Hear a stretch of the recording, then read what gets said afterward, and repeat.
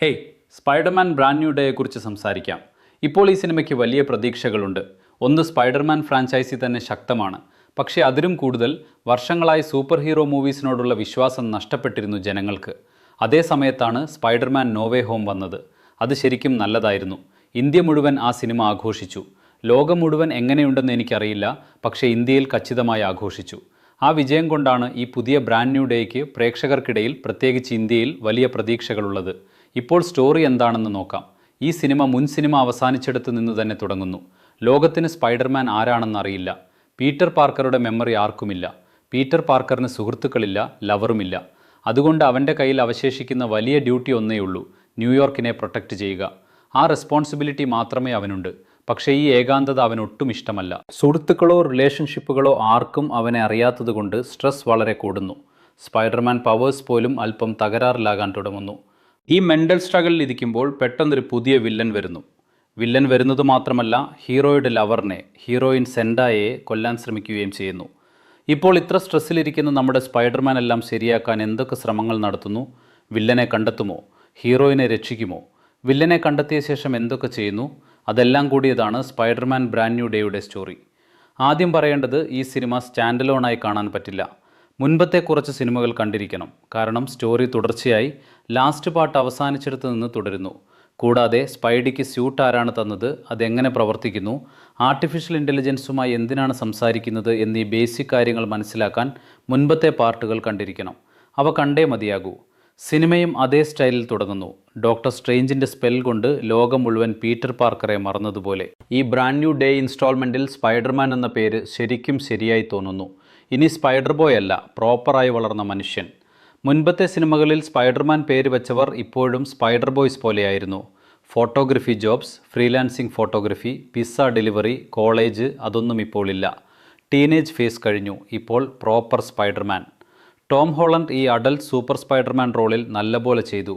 ചില ഇമോഷൻസ് കണക്റ്റായില്ല സിനിമയിൽ, പക്ഷേ അവന് ലഭിച്ച റോളിലുള്ളതെല്ലാം ഫുള്ളായി കൊടുത്തു. ആ സോണിലായിരുന്നു. ആക്ഷൻ സീക്വൻസുകളെക്കുറിച്ച് പറഞ്ഞാൽ അവ ശരിക്കും നല്ലതായിരുന്നു. പ്രത്യേകിച്ച് ഹൾക്കും സ്പൈഡർമാനും തമ്മിലുള്ള സ്റ്റണ്ട് സീക്വൻസ്. ഒപ്പം സ്പൈഡർമാൻ ആ ചൈനീസ് ഹാൻഡ് ആർമി ടീമിനെ തകർക്കുന്ന ഭാഗം. ആ ഫൈറ്റുകൾ നല്ലപോലെ ജോലി ചെയ്തു. മറ്റൊരു ഇംപ്രസീവ് ഭാഗം സ്വിങ്ങിങ് സീനുകളാണ്. ഇത് വളരെ സ്ട്രോങ് പോയിന്റ്. മുൻപത്തെ സ്പൈഡർമാൻ സിനിമകളിൽ ഫസ്റ്റ്, സെക്കൻഡ് പാർട്ടിന് ശേഷം പിന്നീടുള്ളവയിൽ വെബ് സ്വിങ്ങിങ്ങിൻ്റെ ഗ്രാൻഡിയർ ശരിയായി പിടിച്ചെടുത്തില്ല, ടെക്നോളജി അഡ്വാൻസ് ആയിട്ടും. പക്ഷേ ഈ സിനിമയിൽ ധാരാളം സ്വിമ്മിംഗ് സീനുകളുണ്ട്. ഓരോ വെബ് സ്വിമ്മിംഗ് സീക്വൻസും ബിഗ് സ്ക്രീനിൽ നല്ലപോലെ കാണാം. പ്രോപ്പർ 3D IMAX തിയേറ്ററിൽ കണ്ടാൽ എക്സലൻ്റ് ആകുമായിരുന്നു. പക്ഷേ ഞാൻ 2Dയിൽ കണ്ടു. എങ്കിലും സ്വിമ്മിംഗ് സീനുകൾ സെക്കൻഡ് പാർട്ട് ലെവലിലായിരുന്നു. അത് ബെസ്റ്റ് സ്വിമ്മിംഗ് സീനുകളാണെന്ന് എനിക്ക് തോന്നുന്നു. വില്ലൻ്റെ ആദ്യത്തെ കുറച്ച് സീനുകൾ നല്ലതായിരുന്നു. പക്ഷേ സിനിമ മുന്നോട്ട് പോകുമ്പോൾ ബാക്കി സീനുകളിൽ പഞ്ചില്ല. എല്ലാം ഒന്നിനു പിറകെ ഒന്നായി നീങ്ങുന്നു. യഥാർത്ഥ പ്രശ്നം എന്തെന്നാൽ, ജനറൽ ഓഡിയൻസ് കാണുമ്പോൾ ഈ സൂപ്പർ ഹീറോ സിനിമയിൽ പുതുതായി എന്തുണ്ടെന്ന് നോക്കിയാൽ ഒന്നുമില്ല. റെഗുലർ സൂപ്പർ ഹീറോ സിനിമകളിൽ സംഭവിക്കുന്ന യൂഷ്വൽ സംഭവങ്ങളെല്ലാം ഇവിടെയുമുണ്ട്.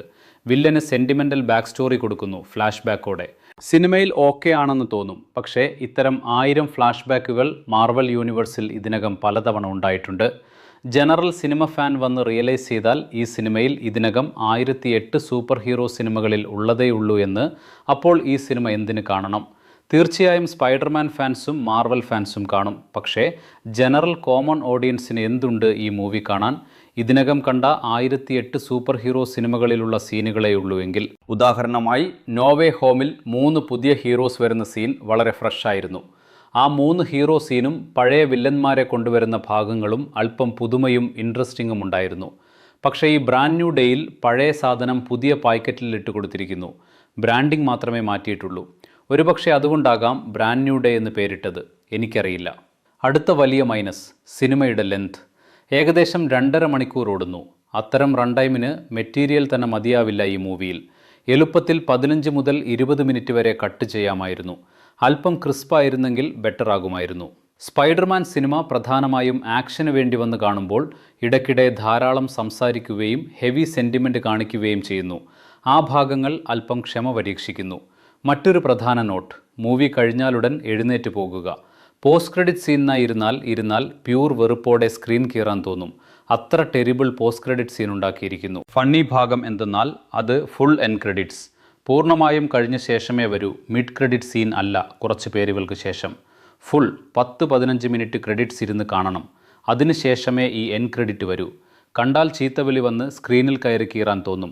ആശ്ചര്യകരമായി ഞാൻ പ്രതീക്ഷിച്ചിരുന്നു. സ്പൈഡർമാൻ ഒരു പ്രധാന കഥാപാത്രമാണ്. അവഞ്ചേഴ്സ് ഡൂംസ്ഡേ അടുത്തു തന്നെയുണ്ട്.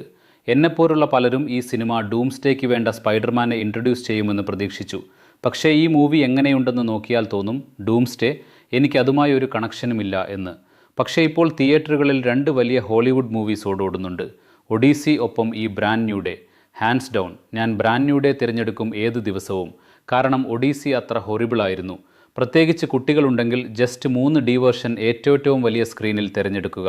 സ്റ്റോറി ഹൃദയത്തെ തൊടാത്തെങ്കിലും വിഷ്വലുകൾ തൊട്ടേക്കാം. അത്രയേ ഉള്ളൂ സ്പൈഡർമാൻ ബ്രാൻഡ് ന്യൂ ഡേയെക്കുറിച്ച്. മറ്റൊരു റിവ്യൂ വീഡിയോയിൽ കാണാം. Bye bye.